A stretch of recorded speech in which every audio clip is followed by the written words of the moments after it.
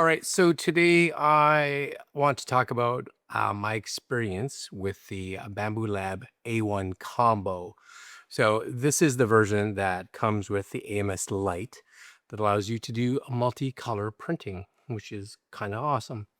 So I've been using this printer now for, I would say, a couple months, and I really want this to be a real world beginner style review, so not a spec sheet read, not a sponsored hype video, just what it's actually been like living with this printer pretty much every day.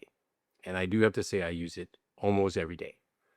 So before this, I was actually using a single color printer, and I still do, which is the Flashforge Adventurer 5M. And this was my first, I would say, real jump with the A1 into multicolor printing. And I have to say right off the bat, I really do I love this printer, but it's definitely not perfect. So I'm going to talk about what I like, what's been kind of frustrating, and then at the end, I'll kind of help you decide if you should actually buy the A1 combo or who may be better off with something simpler, let's say like the Flashforge 5M, which is also a printer that I actually own. So starting with actual setup and first impressions of the A1. So out of the box, the A1 isn't completely, plug and play. You do have to definitely assemble it. Now, it's not anything super complicated, but it's also not just take it out of the box and start printing, right? Which I have to say the Flash Forge was definitely a lot simpler to do. But as a beginner, it probably took me between 30 and 40 minutes, going pretty slow, making sure to double check the instructions, making sure, everything was connected properly because I really didn't want to screw it up. And once it was together, I have to say the setup of it actually went really smooth, no issues at all. It has some nice features, of course, like auto bed leveling. It has a really nice touchscreen, the Bamboo Studio software. All of that feels really polished and beginner friendly. And I do have to say their software is actually really good. I'm very pleased with their software. I didn't feel like I was fighting this printer to get my first successful print, which, honestly is a big deal if you're someone that's going to be completely new to 3D printing. The last thing you want to do is take it out of the box and think, man, this is way more difficult. And I think I made a mistake. Maybe I shouldn't have bought this. Anyways, let's talk now about speed because, speed of the printer is probably one of the biggest things that we're concerned with. And, you know, it is definitely a fast printer without question. Now, in regards to single, I do think my Flashforge printer is faster, but again, it doesn't have the option to do multicolor. But if you are looking for single color, the Flashforge is definitely a little bit faster. But it still surprised me. The A1 did a really good job. You know, big prints usually can take just, a matter of half hour to an hour, but they can be longer depending on what it is. But the quality, you can see some here, right? Quality actually really good. The layer lines are clean, details are pretty sharp. And, I didn't have to spend hours trying to tweak settings to get good results. And, I think as a beginner, that's really huge. I'm definitely not someone, and I'm sure a lot of you that are new into 3D printing or think about it, I'm not someone that wants to endlessly try to tune profiles. I pretty much want to hit the print and have it work. And I have to say, most of the time, the A1 definitely delivers on that. Again, most of the time. We'll get into that. So let's actually talk about what I think is the big reason people actually buy this combo, right? And it's the AMS Lite. It's the piece of the puzzle, of course, that does all the multicolor. So being able to print with up to 4 colors automatically, honestly, pretty amazing, especially at the price point. Maybe there's newer printers out now that do it just as good. I don't know. Anyways, the first time I did a multicolor print and watched it, switch filaments all by itself, uh, I'm one of those people. I could just sit and watch it. I'm like, it's so cool, right? So cool. Not that that should matter, but anyway, for logos, things like signs, decorative parts, or anything visual like this, right? Multicolor printing definitely opens up a whole new level because These, super fun.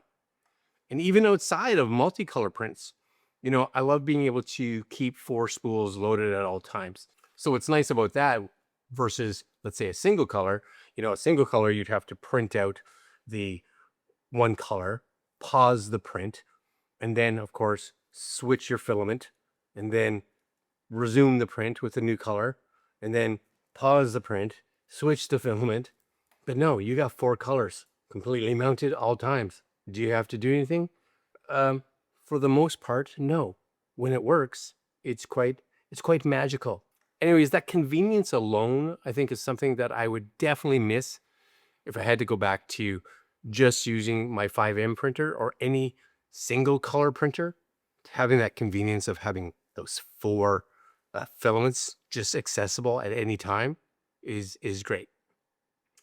But here's where reality kind of kicks in with a multicolor printer, especially the A1 with the AMS light. Multicolor printing wastes a lot of filament, period.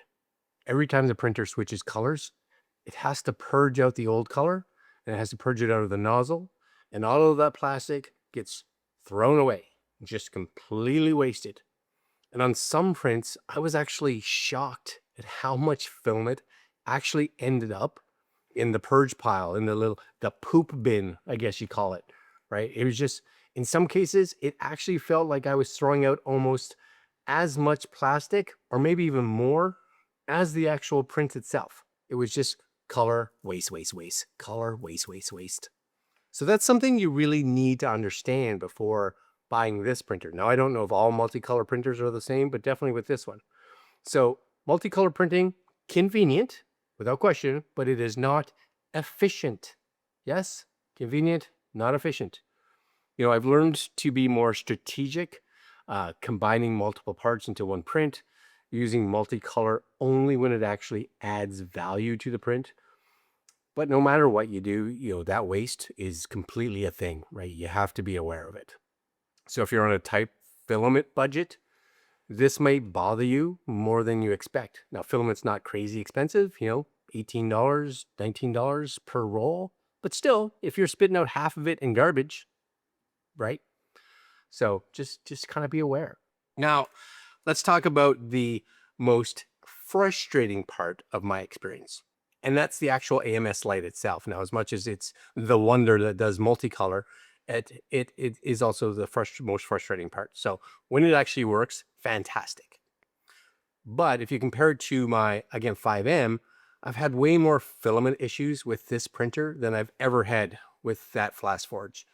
Filament getting stuck, getting feed errors, having to unload, cut filament, refeed it, restart prints. And that's the worst part, is you're 90% through a print and something happens and you garbage the whole thing. So some filaments, especially if you're dealing with like matte PLA, cause way more problems than, let's say, standard PLA. But even standard, I get issues for sure. And as a beginner, I think that extra troubleshooting can definitely be frustrating. It definitely was for me. So again, with my 5M, my single color printer, things were just simpler, right? There's less moving parts, which means less to go wrong. The AMS light definitely adds a level of complexity, and that means more potential problems, which I've definitely encountered. Now, that doesn't mean it's a deal breaker, but it is something that you definitely need to be prepared for. You're going to have to kind of get your hands in there and kind of tinker a little bit, right? Go on YouTube and figure out what is going on. Why is this not printing properly?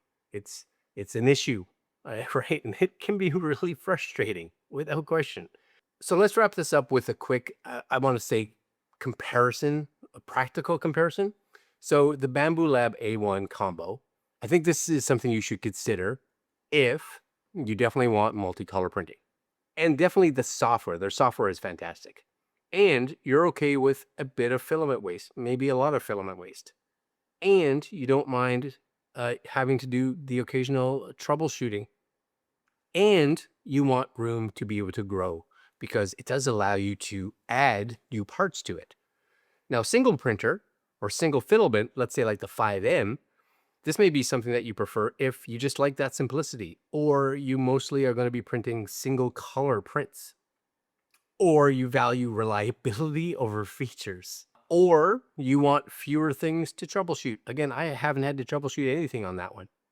Or part of the last one, you just are getting started and you just don't want to deal with anything complex. Now, I have to say, I don't think either printer is better. They're just definitely targeted at different users, right? So depending on what your needs are and depending who you are or where you are in your 3D printing journey, I think that's going to play a big role in it. You know, after a couple of months with the Bambu Lab A1, the combo with the AMS Lite, do I have any regret in purchasing this? No, I don't. Not at all. It definitely, out of my two printers, it is the one that gets used the most, 100%. It has good speed. The print quality, for the most part, good. The ability to do multicolor prints, genuinely impressive and kind of exciting for some reason. But again, it's not a perfect printer, especially if you are a beginner, right? You are going to have to tinker and deal with some problems.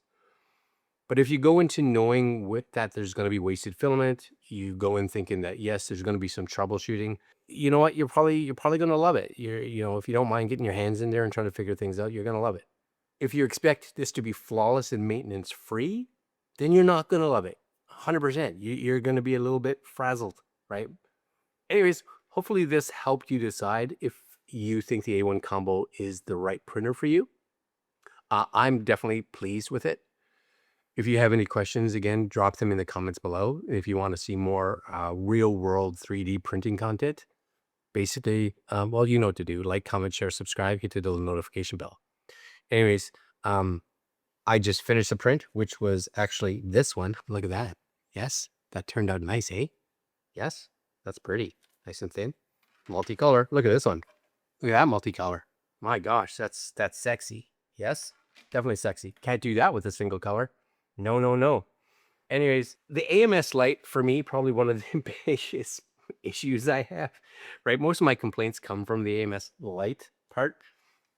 So I bought the AMS 2 Pro, which is their bigger, better multicolor feeder, whatever you want to call it. I bought one. So in a future video, I'm going to install that, see how that works. And maybe that's going to remedy all my problems. Could be, because the A1 last year, because it's 2026 now, last year got a firmware update that allowed the A1 to use the AMS 2 Pro. So maybe that's the answer.